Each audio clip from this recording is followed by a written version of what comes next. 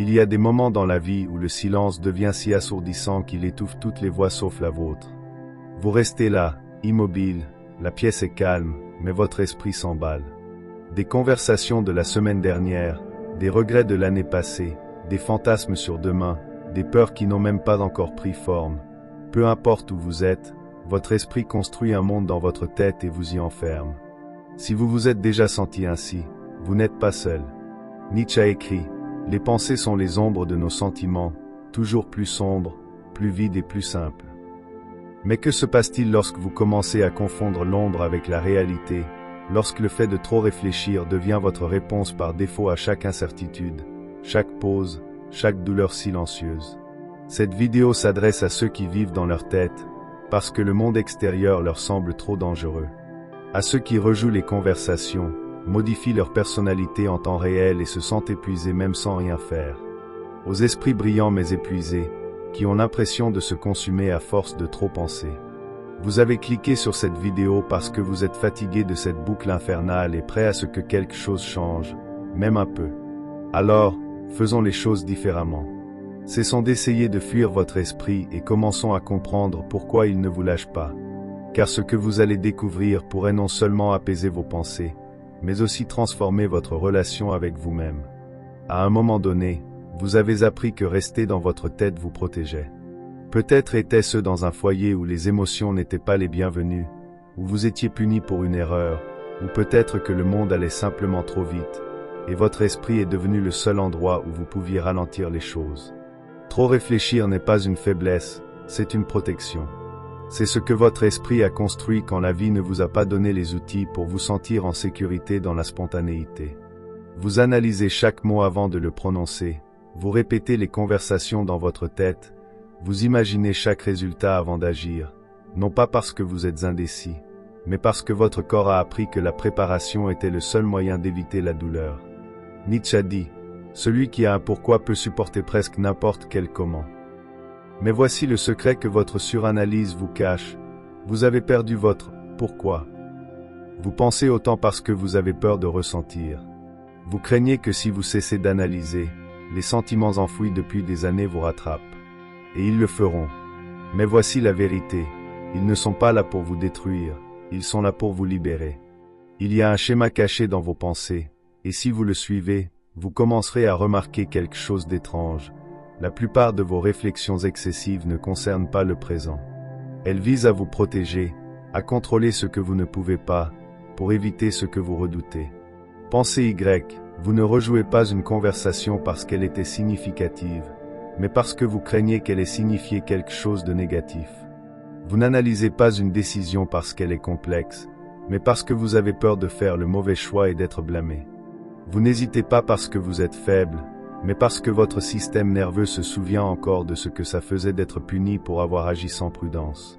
Trop réfléchir, c'est l'écho d'un passé avec lequel vous n'avez pas fait la paix. Mais cela va plus loin. Vos pensées ne cherchent pas seulement à vous protéger du passé, elles tentent de contrôler l'avenir. C'est comme si votre cerveau était devenu un voyageur temporel, explorant chaque scénario possible pour vous éviter d'être blessé à nouveau. Mais voici le paradoxe, plus vous essayez de contrôler l'avenir, plus vous invitez l'anxiété dans le présent. Vous anticipez le rejet avant qu'il ne se produise, vous présumez l'échec avant même d'essayer, vous doutez du bonheur dès que vous le ressentez, comme si la joie était un piège et la douleur, la vérité. Nietzsche nous a mis en garde contre ce piège. Il y a plus de sagesse dans votre corps que dans votre philosophie la plus profonde. Mais les surpenseurs ne vivent pas dans leur corps, ils vivent dans leur théorie. Ils croient que la sécurité réside dans la certitude, que s'ils réfléchissent assez longtemps, ils trouveront enfin la paix. Mais la paix ne se trouve pas au bout d'un labyrinthe mental, elle naît du courage d'arrêter de tourner en rond. Pourquoi certaines personnes pensent-elles moins et vivent-elles davantage? Ce n'est pas parce qu'elles sont ignorantes, mais parce qu'elles ont accepté une vérité terrifiante. On ne peut pas penser pour se sortir de la peur. On ne peut pas analyser l'amour pour se sentir en sécurité, ni se préparer à l'excès pour se sentir digne. On ne peut pas trouver de certitude dans un monde qui n'a jamais été conçu pour en offrir. Pourtant, vous essayez, car essayer vous donne l'illusion du contrôle, et pour le surpenseur, le contrôle est synonyme de survie. Mais voici le problème. Quand le contrôle devient votre mécanisme de défense, la spontanéité devient votre ennemi. Vous cessez de rire sans vérifier si c'est approprié, de dire votre vérité à moins qu'elle ne soit parfaitement formulée, de prendre des décisions sans avoir imaginé tous les résultats possibles. Et, lentement, sans vous en rendre compte, vous cessez de vivre.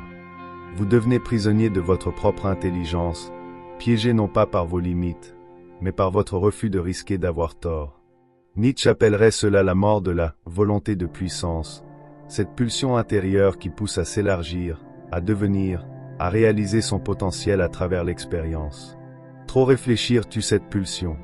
Cela remplace l'élan par des boucles, le devenir par des répétitions. Mais vous n'êtes pas fait pour répéter votre vie, vous êtes fait pour la ressentir, même quand ça fait mal. Votre esprit n'est pas le méchant ici. C'est un enfant qui n'a pas appris à faire confiance. Il a appris que le monde est inconstant, que les gens changent, que la sécurité n'est pas garantie. Alors, il a construit une stratégie, épuisante mais familière, trop réfléchir. Mais vous êtes plus mature maintenant, vous avez des outils, de la conscience, et peut-être êtes-vous prêt à offrir à votre esprit quelque chose qu'il n'a jamais connu, de la compassion, pas du jugement ni de la honte, mais de la compréhension. Comme vous réconforteriez un ami bloqué dans la peur, vous pouvez apprendre à vous parler doucement. Toutes les pensées n'ont pas besoin d'une réponse, tous les sentiments n'ont pas besoin d'un plan. Parfois, la chose la plus intelligente à faire est de faire une pause. Nietzsche a dit, vivre, c'est souffrir, survivre, c'est trouver un sens à la souffrance. Votre suranalyse ne disparaîtra peut-être pas du jour au lendemain, mais vous pouvez commencer à lui trouver un sens. Vous pouvez remonter vos peurs à leurs racines, défier le mensonge qui dit que vous devez mériter votre valeur par la perfection, briser la boucle en la remarquant, pas en la combattant. Car la conscience n'est pas la fin, c'est le début. Le début d'une vie guidée par votre vérité plutôt que par votre peur, d'un cheminement par les sentiments plutôt que par les pensées en cercle, de la reconquête de celui que vous étiez avant que la peur ne prenne le dessus. Réfléchissez à ceci. Si trop réfléchir est votre bouclier, quelle est la blessure qu'il essaie de protéger? Et si, juste un instant, vous n'aviez pas besoin de protection? Et si vous étiez déjà en sécurité, simplement en existant? Trop réfléchir ne crie pas, il murmure. Il ne se manifeste pas toujours comme de l'anxiété. Parfois, il se déguise en productivité, en autodiscipline, en logique. Mais au fond, il y a une panique discrète et incessante, une peur que si vous ne pensez pas à tout, encore et encore, quelque chose ira terriblement mal. Et voici une révélation. Les surpenseurs sont souvent les personnes les plus intelligentes dans une pièce, non pas parce qu'ils ont toutes les réponses, mais parce qu'ils se sont entraînés à ne jamais cesser de poser des questions. Nietzsche aurait pu appeler cela la malédiction de l'hyperconscience. Tout voir, tout ressentir, porter le poids des conséquences avant même qu'elles n'arrivent. Mais une conscience sans limite devient un tourment. C'est exactement ce qui arrive à tant de personnes coincées dans leur propre tête. Il y a une boucle mentale dans laquelle vous êtes peut-être tombé. Elle fonctionne ainsi. Face à un choix, au lieu d'écouter votre premier instinct, vous faites une pause. Vous commencez à examiner chaque issue possible, à imaginer ce que les autres pourraient penser, qui cela pourrait blesser, ce qui s'est mal passé la dernière fois. Soudain, vous ne pensez plus pour décider, mais pour retarder. Vous vous persuadez qu'un moment de réflexion supplémentaire apportera la paix, mais cela n'arrive pas, car votre esprit ne cherche pas la clarté, il cherche la certitude. Et la certitude est une illusion. Nietzsche dirait que ce besoin de sécurité est une forme de faiblesse intérieure, un refus d'affronter le chaos de la réalité. Vous ne pensez pas trop parce que vous êtes confus, mais parce que vous avez peur d'être responsable de la douleur, la vôtre ou celle des autres. Mais voici la vérité. Éviter la douleur n'est pas la même chose qu'éviter le mal, et éviter l'inconfort n'est pas la même chose que se protéger. Vos pensées sont habiles, elles créent des histoires élaborées, anticipent des trahisons, répètent des hontes. Mais vos pensées ne sont pas des faits. Quand vous les confondez, vous commencez à vivre dans un monde qui n'existe pas réellement. Vous refusez une opportunité, non pas parce qu'elle est mauvaise, mais parce que votre version imaginée de l'échec est trop vive. Vous vous éloignez d'une personne, non pas parce qu'elle vous a blessé, mais parce que votre cerveau a déjà imaginé la douleur.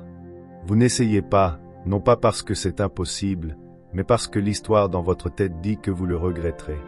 Ainsi, votre vie se rétrécit, non pas à cause de la réalité, mais à cause de votre perception de celle-ci. Nietzsche a dit, « Le serpent qui ne peut pas muer doit mourir ». Pour le surpenseur, la peau que vous devez abandonner est la fausse sécurité de votre prison mentale.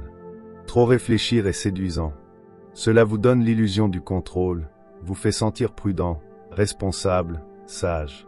Cela vous dit que vous faites quelque chose. Mais parfois, penser devient un substitut à l'action. Vous tenez un journal sans fin mais n'agissez jamais. Vous faites des recherches obsessionnelles mais ne commencez jamais. Vous réfléchissez quotidiennement mais ne guérissez jamais. Vous commencez à croire que l'acte de penser équivaut à l'acte de changer. Ce n'est pas le cas. Vous ne pouvez pas penser pour devenir. Vous devez risquer le désordre du mouvement, la vulnérabilité de l'action imparfaite, l'inconnu de la présence. Les surpenseurs luttent souvent avec l'estime de soi.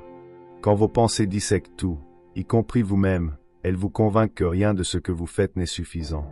Vous pensez à ce que vous avez dit, à la manière dont vous l'avez dit, à comment cela a été reçu, à ce qu'ils pourraient penser de vous maintenant, et soudain, votre propre identité devient floue.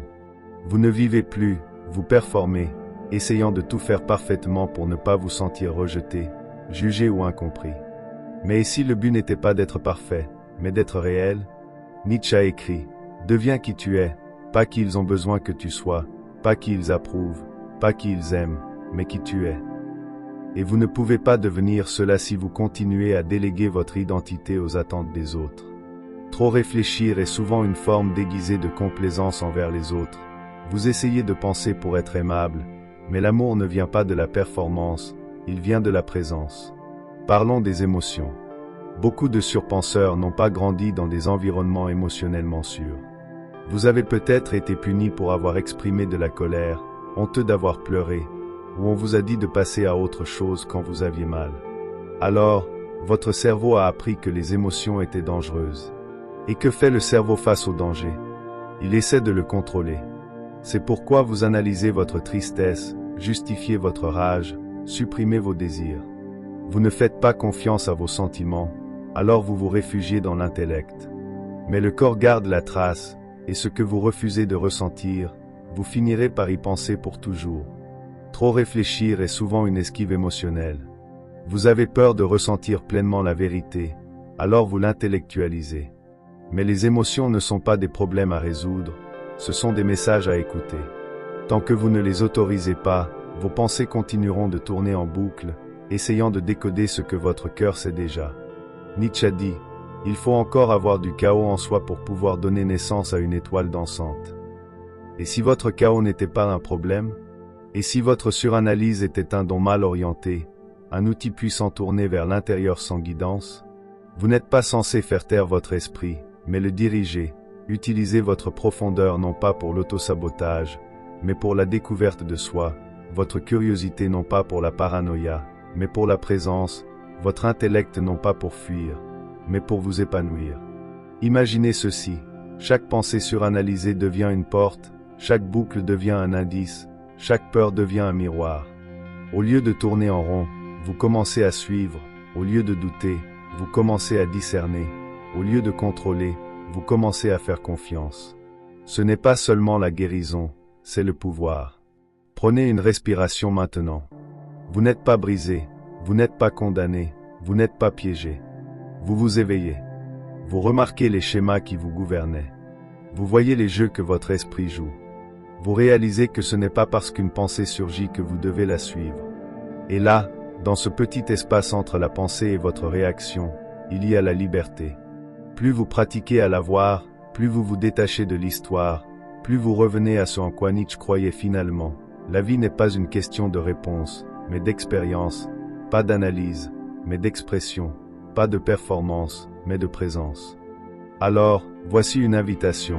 La prochaine fois que vous vous surprenez à tourner en rond, ne vous précipitez pas pour arrêter, ne paniquez pas, ne vous jugez pas.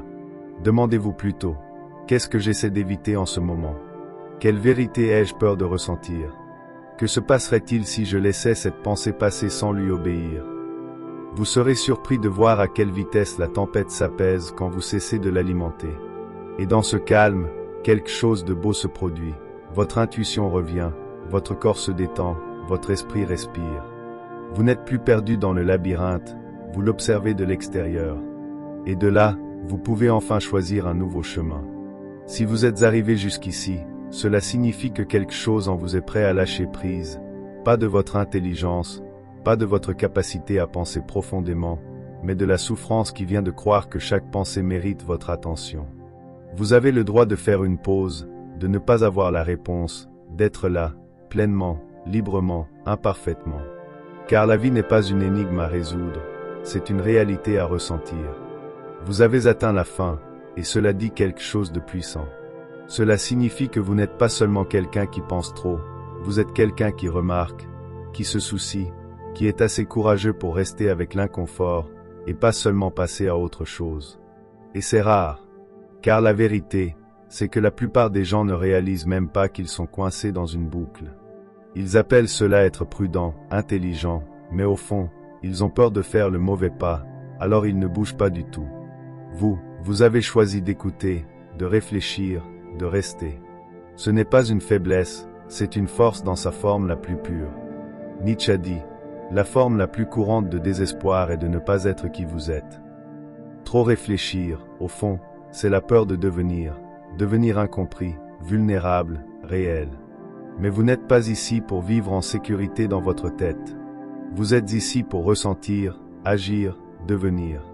Que ceci soit un rappel, chaque pensée est une suggestion, pas un ordre, chaque émotion est un signal, pas une condamnation, et chaque moment où vous choisissez la conscience plutôt que le pilote automatique, vous reprenez possession de votre esprit. Vous n'avez pas besoin de faire taire vos pensées, juste de cesser de croire qu'elles sont toutes vraies. Alors, la prochaine fois que votre esprit s'emballe, prenez une respiration et demandez-vous, est-ce la vérité ou juste une habitude? Est-ce de la prudence ou de la peur déguisée? Cette pensée m'aide-t-elle à grandir ou me garde-t-elle petit? Vous connaissez déjà les réponses, vous avez juste oublié comment vous faire confiance. Mais la confiance ne se trouve pas en pensant plus fort, elle se construit en se montrant, encore et encore, même quand c'est désordonné, incertain, inachevé surtout dans ces moments-là. En terminant, quelque chose commence, pas la perfection, pas la certitude, mais quelque chose de mieux, une révolution silencieuse dans votre esprit. Si cela vous a aidé, même un peu, continuez cette conversation. Ce n'est pas la fin, c'est le début d'une nouvelle manière de vous voir.